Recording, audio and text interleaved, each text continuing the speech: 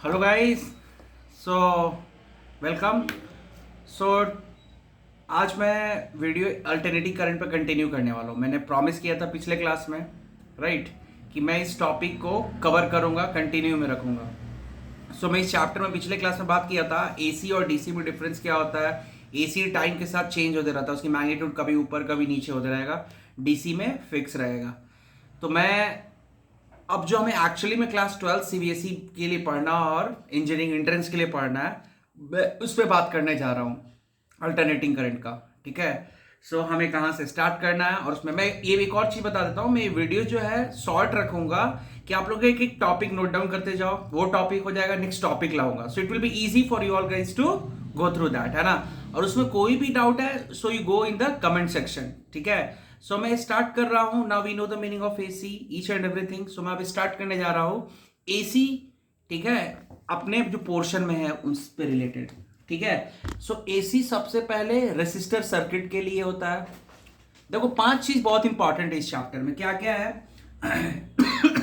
AC resistor के लिए, दूसरा इंडक्टर के लिए, हम लोग बात करेंगे सब पे इंडक्टर। थर्ड वन क्या हो जाएगा? थर्ड वन क्या हो जाएगा? कैपेसिटर। ठीक है। Third one capacitor. Fourth one हम लोग बात करेंगे किस पे? एलसीआर सर्किट पे। ठीक है। और फिफ्थ वन हम लोग बात करेंगे रेजोनेंस। ठीक है। रेजोनेंस पे बात करेंगे। And the last one is transformer. Guys ये एक यू कैन से समरी है इस चैप्टर का। हमें क्या पढ़ना है इस चैप्टर में, ये पूरा मैंने यहाँ पे लिख दिया। ठीक है। रेसिस्टर, इंडक्टर, कैपेसिटर, एलसीआर मतलब कॉम्बिनेशन इन तीनों का।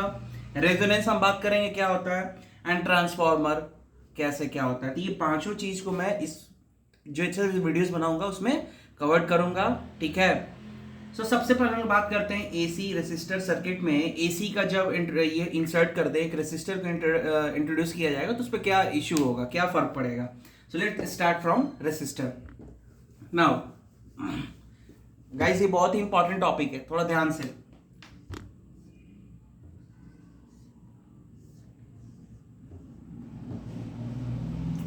ये रेसिस्टर हो गया और ये E equals to E naught, V लिख लो यहाँ पे, V equals to V naught sine omega T.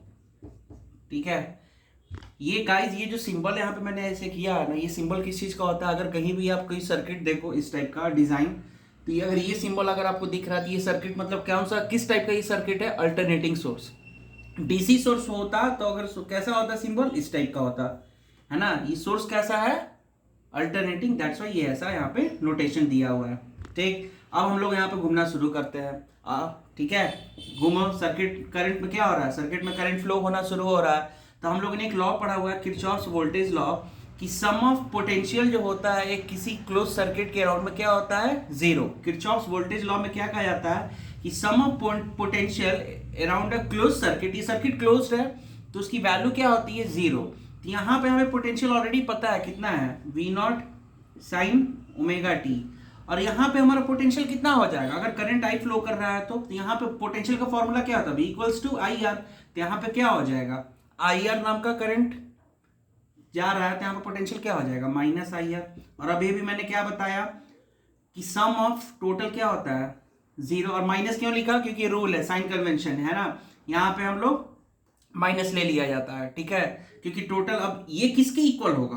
We not sine omega t, ये total sum of potential zero हुआ तो V not sine omega t equal minus I R zero. तो क्या लिख लोगे यहाँ पे अपने आप? V not sine omega t it will be I R. ठीक है। V not sine omega t क्या हो गया? I R. तो यहाँ से अगर हम आई की वैल्यू निकालना होगा तो क्या हो जाएगा? V naught by R sine omega t it will be your I, right. ये क्या हो जाएगा? V naught by R. अब एक चीज यहाँ पे मैं जो मेन चीज मुझे बताना है यहाँ पे, करंट के केस जब वोल्टेज हम लोग निकाल रहे हैं तो वोल्टेज के केस में हमारा एंगल कितना है यहाँ पे? Omega t. और जब हम लोग करंट भी निकाले हैं तो वहां पे हमारा एंगल कितना है? Omega T. इसका मतलब क्या हुआ? अल्टरनेटिंग करंट में वोल्टेज और करंट हमेशा क्या होता है? सेम फेज में होता है। Very important thing. यहां पे भी एंगल कितना है? Sign omega t. और यहां पे भी एंगल कितना है? Sign omega T. तो दोनों वोल्टेज और करंट क्या होगा, सेम फेज में होगा। मैं बात करूंगा इसका ओवरऑल एक डायग्राम भी बता के मैं बताने वाला हूँ। दोनों का फेज क्या है, सेम, तो दोनों क्या होगा, दोनों का जब ग्राफ बनाओगे तो एक ऐसा ग्राफ बनेगा। मैं डिस्कस करने वाला हूँ ऐसा ग्राफ में दोनों में कौन सा ग्राफ किसको रिप्रेजेंट कर रहा है, ये ग्राफ होगा, ठीक है। सो दोनों का देखो यहाँ पे दोनों कहाँ से स्टार्ट हो रहा है, यहाँ से स्टार्ट हो रहा है, क्योंकि दोनों में क्या है ओमेगा, साइन का ओमेगा टी, तो दोनों देखो कहाँ से स्टार्ट हो रहा है, यहाँ से। और साइन की ग्राफ कहाँ से स्टार्ट होती है, ऑरिजिन से, दैट्स व्हाई ये यहाँ से स्टार्ट हो रहा है। First thing, right. आप देखोगे कि v जो है v naught sine omega T है, तो यहाँ पे v नॉट है, और यहाँ पे i के केस में क्या है, v नॉट बाई आर है। तो आप क्या कर रहे हैं, इस v नॉट को r से डिवाइड करो, तो ऑफकोर्स ये वैल्यू क्या होगा, रिड्यूस हो जाएगा। तो यहाँ पे जो पीक वैल्यू, ये टॉप वाला है, ये डाउन वाला जो दिख रहा है, ये वैल्यू किसको रिप्रेजेंट करेगा, वोल्टेज को। ये किसको रिप्रेजेंट करेगा, वोल्टेज। और ये वाला चीज किसको रिप्रेजेंट करेगा, करंट को। इसीलिए इसकी मैग्नीट्यूड देखो, ये थोड़ा इससे नीचे है और ये थोड़ा ऊपर है क्योंकि ये इसकी मैग्नीट्यूड ज्यादा है इसलिए, और यहाँ पे करंट की मैग्नीट्यूड कम है इसलिए देखो ये पीक है इसकी डाउन है। ये सब चीजों पे ध्यान देना है। दोनों का फेज क्या है, सेम है, तो दोनों यहाँ से स्टार्ट हुआ, बट मैग्नीट्यूड इसकी वोल्टेज की ज्यादा है, तो यहाँ की पीक इसकी यहाँ है और करंट की पीक कहाँ है, यहाँ पे। दोनों में फर्क दिख रहा होगा, एक ऊपर है एक थोड़ा सा नीचे है। नीचे क्यों है, क्योंकि आप डिवाइड कर रहे हो इसलिए। सो करंट रेसिस्टर सर्किट के केस में दोनों का फेज क्या होता है, सेम होता है, बट मैग्नीट्यूड जो होगा ऑफ कोर्स वोल्टेज का ज्यादा होगा, क्योंकि वो करंट के केस में हम डिवाइड करते हैं, जबकि वोल्टेज के केस में ऐसा कोई डिवीजन नहीं है। तो प्लीज गाइस ये रेसिस्टर के केस में इतना चीज ध्यान रखना है। ये फेजर डायग्राम हुआ।